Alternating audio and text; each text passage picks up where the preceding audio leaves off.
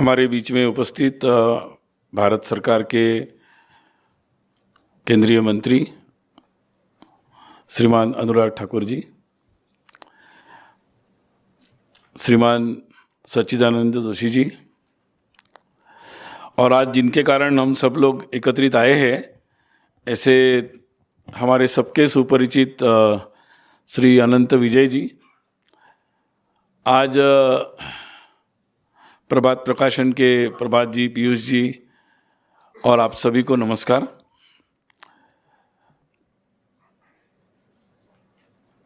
वैसे दिल्ली में पुस्तक प्रकाशन लगातार होते हैं और कई विषयों पर लगातार कई लोग लिखते रहते हैं, परंतु विशेष विषय को लेकर और जो सभी लोगों के लिए एक बहुत ही महत्वपूर्ण विषय हो,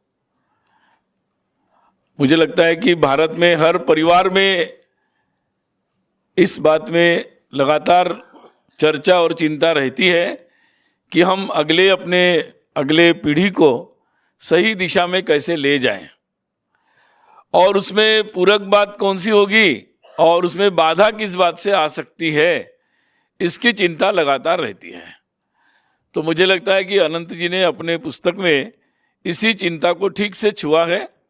उनके पहले जो उन्होंने कुछ लेख लिखे थे उनको भी पढ़ने का कुछ मौका मिला था, लेकिन इन्होंने उस लेखों को भी इसमें परिष्कृत कर दिया है और विषयों को बिल्कुल समसामयिक रूप में बना दिया है, और उनकी जो शैली लेखन में रहती है उसका अनुभव हमको इस किताब में भी आता है।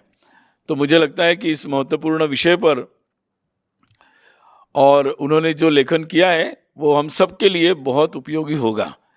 और मैं ये चाहूँगा कि जो भी लोग आजकल, क्योंकि हम लोग सोशल मीडिया के ज़माने में हैं और इसीलिए अपने विचार हर कोई व्यक्त करता है और करना भी चाहिए, हम लोकतंत्र में है, हर एक को ये अधिकार है। और मुझे लगता है कि हमारा लोकतंत्र केवल वोट देने के लिए या देखने के लिए नहीं है या सुनने के लिए नहीं है, तो सहभाग होने के लिए है। और इसीलिए देश समाज से जुड़ी हुई हर बात में लोगों को सहभागी होना चाहिए। जितने लोग सहभागी होंगे उतना अच्छा ही है। अभी संयोग से अपने संविधान को जब हमने लिया, उसका भी 75वां वर्ष प्रारंभ हो गया इस 26 जनवरी से, और इस दृष्टि से ये बहुत महत्वपूर्ण है कि जो बातें मूलभूत रूप में संविधान ने हमारे सामने रखी, या हमारे स्वाधीनता जो सेनानी थे या जिन लोगों ने हमारे देश की स्वाधीनता के लिए संघर्ष किया, उन लोगों ने जो अपने भारत की कल्पना रखी, वो भारत की कल्पना के अनुसार हम लोग भारत को बनाए, उस दिशा में हम आगे बढ़े। और ये काम केवल सरकारों का नहीं, तो ये काम, क्योंकि ये लोकतंत्र है, तो समाज के हर व्यक्ति का है, हर परिवार का है।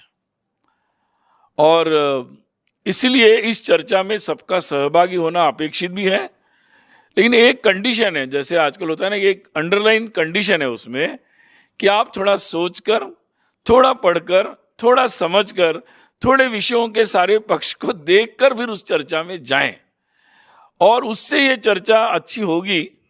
और लगातार मुझे लगता है पार्लियामेंट में भी लोग प्रयास करते रहते कि थोड़ी चर्चा उस दिशा में ही जाए, अच्छी दिशा में, फिर भी हम लोग देखते रहते हैं। तो अपेक्षा ये है कि चर्चा एक सही दिशा में सकारात्मक चर्चा हो। जितनी सकारात्मक चर्चा होगी तो मुझे लगता है हम, क्योंकि इसमें मुझे लगता है पक्ष विपक्ष नहीं होना चाहिए। ये ऐसे विषय है कि जिन विषयों में पक्ष विपक्ष नहीं होना चाहिए, इन विषयों में एक ही चिंता होनी चाहिए कि हम अपने धर्म संस्कृति के अनुसार, जिसमें लोक कल्याण भी अपेक्षित है, उसके अनुसार हम बातों का निर्माण करें। वो कोई भी बात हो जिसमें मनोरंजन भी आता है, और इस दिशा में अलग अलग विचार चिंतन हो सकता है, लेकिन उसकी दिशा यही हो सकती कि हम अच्छा कैसे बना ले इसको। और इस दृष्टि से मुझे लगता है कि ये पुस्तक जो है ये निश्चित रूप से सभी को मदद करेगी। जो भी इस सार्थक चर्चा में भाग लेना चाहते हैं उनके लिए ये पुस्तक मदद करेगी, क्योंकि मैं पढ़ रहा था, मुझे लगता है कि मतलब आपने सभी सीरियल्स देखी है क्या? सारी, बहुत सारी, क्योंकि इसमें इतने सीरियल के नाम है। मैं सीरियल को काउंट कर रहा था कि अगर ये हर एक सीरियल देखनी पड़ेगी तो इसके कितने घंटे होंगे। तो मैंने गूगल करके देखा कि एक सीरियल के कितने हैं, तो एक सीरियल के 2 सीजन है, उसमें 8 एपिसोड है, एक एपिसोड लगभग 1 घंटे का है। तो मैं काउंट कर रहा था कि 1 2 3, तो मुझे लगा बहुत सारे मित्रों की मदद भी आपने ली होगी, क्योंकि बहुत सारे, इतने सीरियल में इतना कंटेंट है, वो बहुत सारा कंटेंट है। तो मैं उससे फिर दूसरा विचार मेरे मन में आया कि इसका मतलब ये अच्छी बात है कि भारत में इतना सारा कंटेंट बन रहा है। मैं मतलब अगर मैं फिल्मों का काउंट कर रहा था कि कितनी फिल्में बनती है, हमारे फिल्म प्रोड्यूसर संदीप सिंह जी भी यहाँ आए, तो मैं उनको देख ही रहा था कि कितनी फिल्में मुंबई में मतलब प्रोड्यूस होती है। और अब जाके जब से ये सारे नए प्लेटफॉर्म्स आए तो हर भाषा के मतलब, और कितनी भाषाओं में कितने प्रकार के कंटेंट आने के लिए मौका मिला है।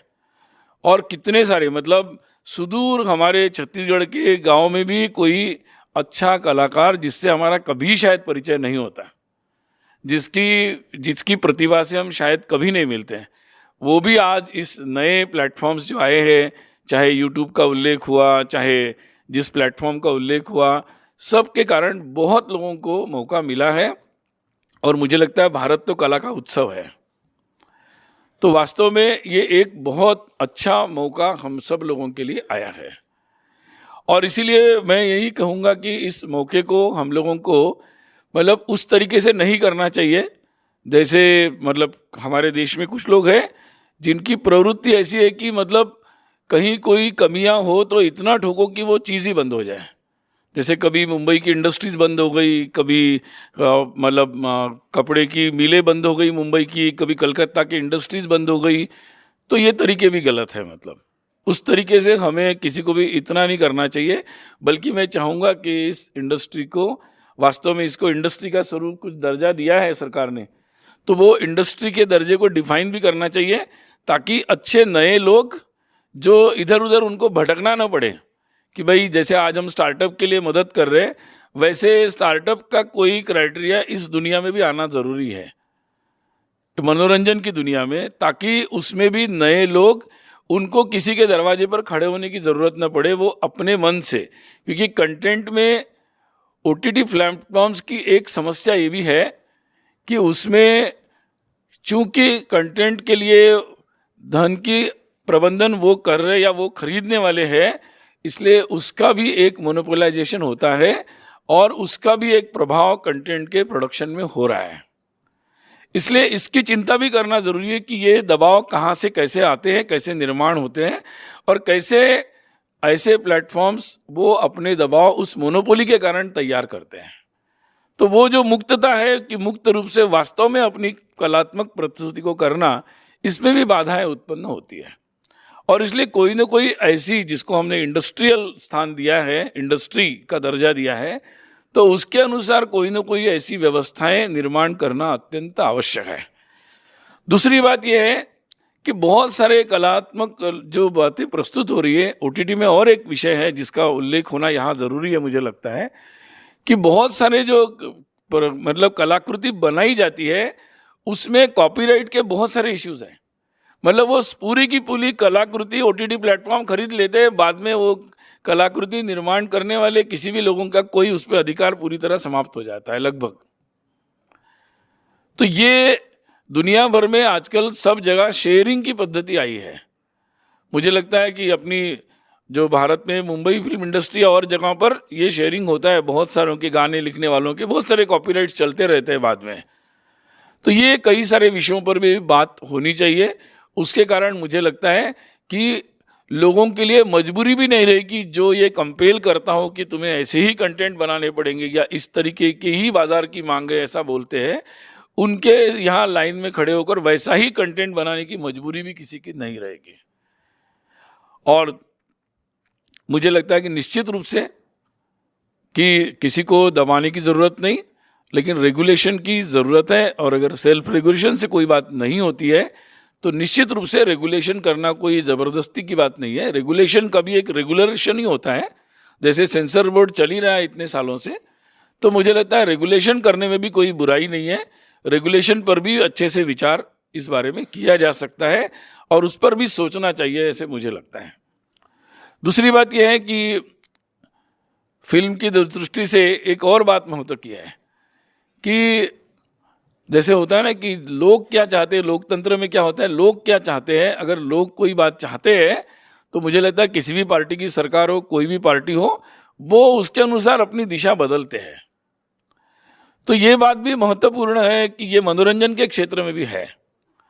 अगर लोग अच्छी फिल्मों को ही ज़्यादा चलाएं और अच्छी बातों को ज़्यादा चलाएं तो उसका भी बहुत बड़ा असर पड़ता है।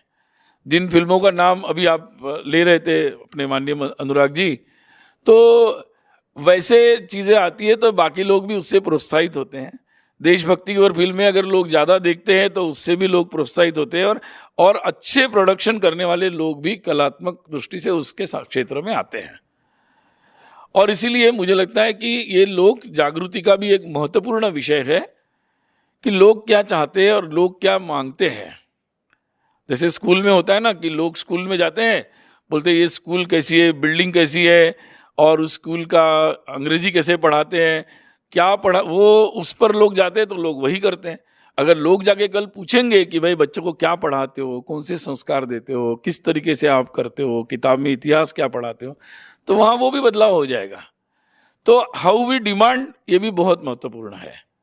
और मुझे लगता है कि आज के समय में मैं कई बार सोचता हूँ कि बहुत 200-300 साल ऐसे हो गए, शायद हम उतने मजबूत नहीं थे भारत के नाते, एक राष्ट्र के नाते, और दुनिया में भी शायद ऐसी परिस्थिति नहीं रही होगी। तो 200-300 साल ऐसे हुआ है कि जैसी जैसी टेक्नोलॉजीज आती चली गई, लोगों ने अपने जीवन को, अपने कल्चर्स को भी, अपनी परंपराओं को भी उसके अनुसार एडजस्ट कर लिया। ये बात केवल भारत में नहीं हुई, ये बात यूरोप में भी हुई, दुनिया के सब देशों में हुई है। लोगों ने 3 सालों में एडजस्टमेंट ही कर लिया, अपने रहने की पद्धति, अपने परिवार की पद्धति, कमाने की, खाने की पद्धति, मतलब बहुत सारी चीज़ों में एडजस्टमेंट करते चले गए मजबूरी में, और फिर मतलब क्रेजीनेस में कि जो टेक्नोलॉजी आ गई वही सरकारों ने ले ली, वही मार्केट ने ले ली, वही मार्केट में आ गई, अब यही चलता है तो यही चलाओ। तो मुझे लगता है कि और ये बात कभी कभी मनोरंजन के बारे में भी लागू हो गई। अरे भाई हम क्या करें, जो आ रहा है वही देख रहे हैं। हम तो ऐसे रामायण आया तो रामायण भी देखते हैं, और इन्होंने जो बड़ी लिस्ट ली है, नाम भी मैं ज़्यादा नहीं बोलूँगा, वो भी हम आए हैं तो हम देखते हैं। ऐसे भी लोग सोचते हैं। मुझे लगता है कि इस क्षेत्र में भी ऐसा सोचने की ज़रूरत है कि भाई टेक्नोलॉजी जो आ जाएगी वो हमें थोड़ी ना डिक्टेट करेगी। हम लोग हमें कैसा जीना है, हम अपने धर्म संस्कृति के अनुसार अपने जीवन के लिए, मानव के लिए कैसा अच्छा है, उसके अनुसार हम जीवन की अपनी पद्धति तय करें। बेसिक साइंस तो हमारे पास है ना, हमें जो टेक्नोलॉजी चाहिएगी वैसे बन जाएगी, हमारे पास उस तरीके की बातें बन जाएगी, वैसा मनोरंजन भी बन जाएगा, वैसी हर चीज़ बन जाएगी। तो अब मुझे लगता है ये समय है भारत में, और ये काम मुझे लगता है भारत को ही करना पड़ेगा, हम लोगों को ही करना पड़ेगा। और इसीलिए इस दिशा में भी सब लोगों को सोचना चाहिए, और कैसे हम लोगों को कैसा मनोरंजन चाहिए, इस पर भी मूलभूत विचार भी लोगों के सामने आना चाहिए। तो मुझे लगता है कि सरकार भी और जो भी कला जगत के लोग हैं वो भी इस बारे में बहुत संवेदनशील है, वो सब इस पर ज़रूर विचार करेंगे और इस चर्चा को और आगे बढ़ाएं। और निश्चित रूप से आने वाले समय में हम ये अपेक्षा करें कि कला जगत के लोग, प्लेटफॉर्म्स के लोग अच्छे कंटेंट लेकर आएँ।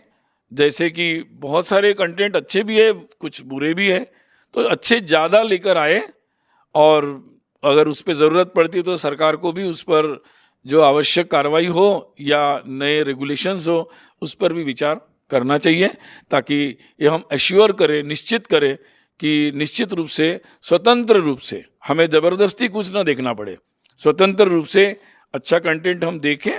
और बाकी अच्छी बुरी चीज़ें समाज में हर जगह हर समय रहती है, लेकिन अच्छे अच्छे का ही बोलबाला होना चाहिए, वही फ्रंट पे रखना चाहिए।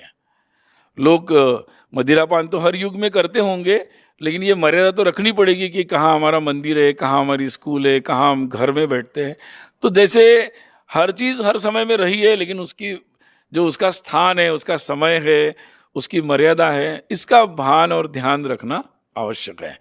तो मुझे लगता है कि इस दृष्टि से हमारे बीच में इस चर्चा को और अच्छी दिशा देने की दृष्टि से ये जो अनंत जी का प्रयास है, और वो प्रयास निश्चित रूप से हमारे सबके लिए बहुत उपयोगी रहेगा। और इसलिए मैं आपको बहुत बहुत धन्यवाद करता हूँ कि आपने ये कार्य हाथ में लिया, और आगे भी आप ऐसे कार्यों को हाथ में लेंगे। आप सभी को प्रणाम, नमस्ते।